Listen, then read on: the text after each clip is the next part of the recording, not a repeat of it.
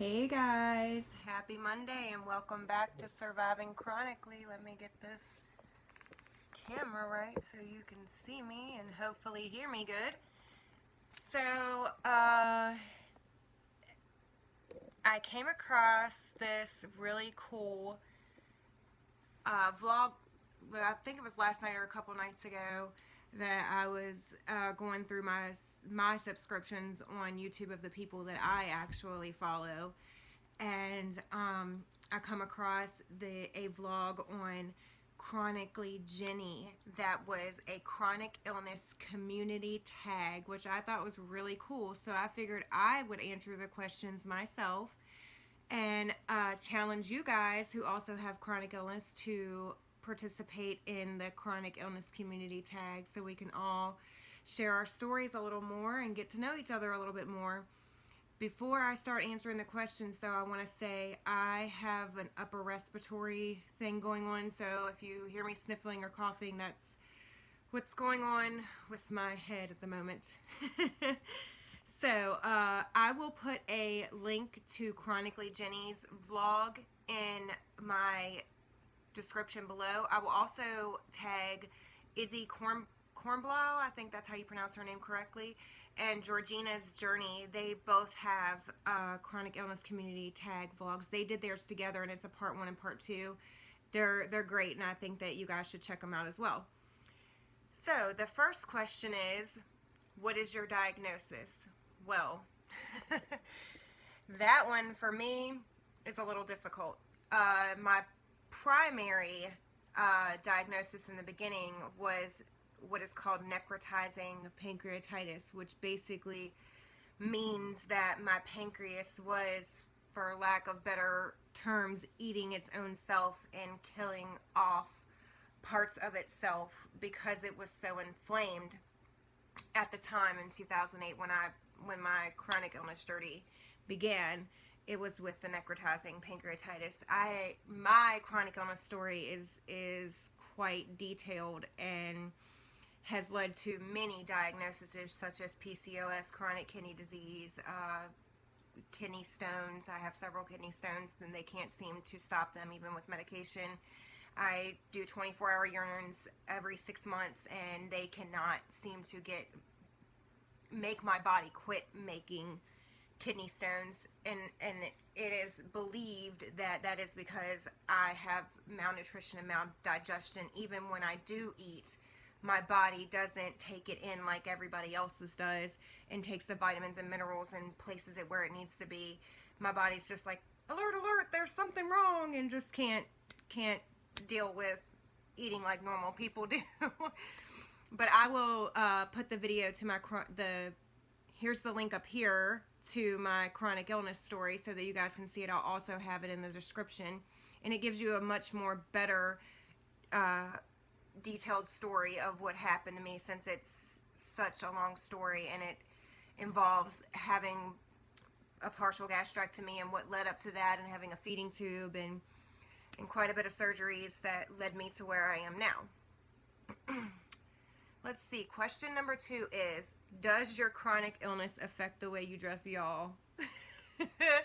You already know from my previous videos that I wear black leggings probably 90% of the time, if not more.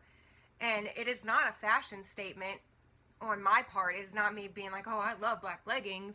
It is me understanding that wearing jeans when you have a GI problem is not always the most effective way. I have to be able to get up and try to live normal life and take care of my children and take care of my home and take care of myself. So therefore, I try to do that in the most comfortable way possible because I'm already experiencing daily pain. I'm not going to continue to wear clothes that make that pain worse. However, if I am going to out somewhere, I will find a nicer pair of jeans or something that I can wear that is loose fitting, that looks nice. However, if I'm just going to Walmart, Food Line, the post office, whatever, you guys are going to see me in my black leggings. And if you don't like it, don't look, loves. That's the way I see it. And I'm pretty sure my grandma, if she watches this, is probably laughing because that's something she would say. Love you, Grandma. Mwah. So, question 3 is, has anyone tried to make your chronic illness seem like a competition? Unfortunately, yes, and it was actually family members of mine that have done this to me. However, to me, I didn't play into it, because the way I see it is, I don't want to get into the severity game of chronic illness. I want to spread awareness that chronic illness is so many things besides just one thing. I have friends who have chronic illness, who have PCOS, who have endometriosis, who have diabetes and other health problems, and their chronic illness matters just as much as my chronic illness that is based off of pancreatitis and GI issues. I don't fall for that. Is it a competition type of thing? And if someone else wants to feel like their condition is worse than mine, I grant them all the beliefs to believe that. I don't like to sit around and think, oh, my condition is so much worse than everybody else's. I like to try to see the positives. Not saying I don't have negative days. I do like to try to see the positives, though, and not make everything a competition. Let's see. Number 4. Do you have any pets that give you comfort when you're feeling ill? You guys already know. My baby Juicy. I showed pictures of him in my Keeping It Real video, and he's coming over here now because he heard me call his name. He is a almost 2-year-old pit bull, and he is literally my comfort animal. He is our family animal, but he is very much in tune with how I'm feeling and what's going on with me, and doesn't like me to be too far out of his sight. He likes to know what's going on with me at all times. And if you do not have an animal like that in your life, and I know at some places you cannot have them, but if you can have an animal and you are suffering with chronic conditions, I highly recommend getting a cat or a dog or whatever type of animal that suits you. They bring so much joy. Juice brings so much joy to my life and to my children's and husband's life. He is awesome. And if you want to see the Keeping It Real video where the picture of him is there, I will put that link in the description as well. Number 5. What's something your illness affects that people wouldn't expect? Oh, let me think about that.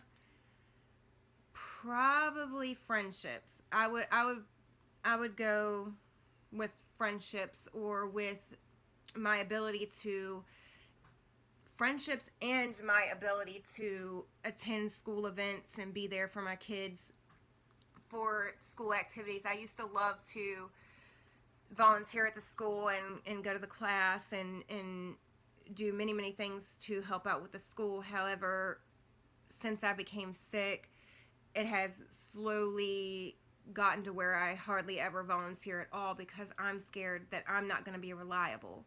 I don't want to say I'm going to be there to do XYZ, and then Patricia's not there that day, and I have to tell them that I'm having a flare or I'm unable to get out of bed.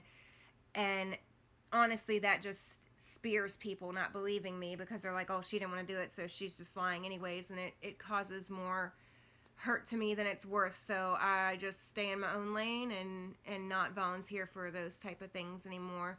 And I'd rather not have to explain it every single time and be like, I'll volunteer to do this, but this could happen or that could happen. And I just don't feel like explaining that anymore. I feel like I'm beyond having to explain it. Maybe I'm not, but I just feel that way. And I feel like it affects my friendships for the same exact reason. My friends will be like, let's do XYZ, or let's go get drinks, or let's go do something, and I'll make plans fully truly wanting to go and have fun with my friends, or sometimes this happens with family, and I end up having to cancel because of my health, or because I have to go to the doctor, or because I have to go to the emergency room, or for whatever reason that my health decides that day that we're not going to participate in life. So those are the two things that I feel a lot of people wouldn't expect my illness to affect. Number 6, if you could change one thing about the world in relation to your illness, what would it be? Oh, uh, you know what? I think it would be people, physicians, understanding chronic pancreas issues a lot better than they do now. And I would also add to that I would change physicians and medical professionals' opinions on people with chronic conditions. I am sick and tired of hearing all these people talk about how medical professionals treat them and talk to them, and how I've been treated and talked to myself. It is ridiculous and inhumane. I would change that first thing if I had the power. If I could snap my fingers and change it, that's what I would do. Let's see. Number 7. Do you consider your chronic illness a disability? Absolutely, without a doubt, I am disabled. I am unable to hold a job like any other normal person, and trust me, it is not from lack of trying. I tried to work for, let's see, 9 years on and off, and every job that I would get would end for reasons that I could not control. Sometimes it was things I could control. I'm not going to lie there. But in a lot of cases, it would be because of my health and my inability to be reliable yet again. An employer wants somebody who can be at work and they don't have to worry. And I can't sit there and promise an employer that I'm always going to be there, always be on time, always be able to perform my duties. And that is why I did file for disability back in 2000. I filed the first time in 2013, denied, reapplied in 2017, denied a couple more times. I finally got a lawyer the end of 2017, I believe it was, or the beginning of 2018. He was an awesome lawyer. If you're in Virginia and want a reference to get information for him, send me a message and I will get his information for you. And like I said, in 2018, I got my lawyer, and finally in June of this year, I went to court and was found disabled by a judge. And I am now, I guess you would say, officially disabled. I don't know if that's how you want to say it is. I guess that's what it is. At first, when I went to court, it was like I did want to hear that I was disabled, but then I didn't want to hear that I was disabled because I'm 36 years old, as I've mentioned before. I'm still young, and I get a lot of flack from doctors about being young and about my conditions and about, oh, you look so young, you shouldn't have so many health problems. Yeah, I shouldn't, but I do. And yes, I am disabled. And I wish that I could snapshot people's faces when you're in a group of people and they're talking about how they work and what their job is. No, what do you do for work? And what do you do? And what do you do? And then they get to me and they're like, what do you do? And I'm like, well, I'm disabled. If I could snapshot people's faces when I say I'm disabled and I'm standing there in front of them, you can almost hear the judgment in their mind going, well, I don't see no disability. So that was one reason that I really didn't want to hear that, because I have experienced the judgment so much. I know what it's like. Number 8. Any chronic illness stories? Oh, my word. I have got so many. But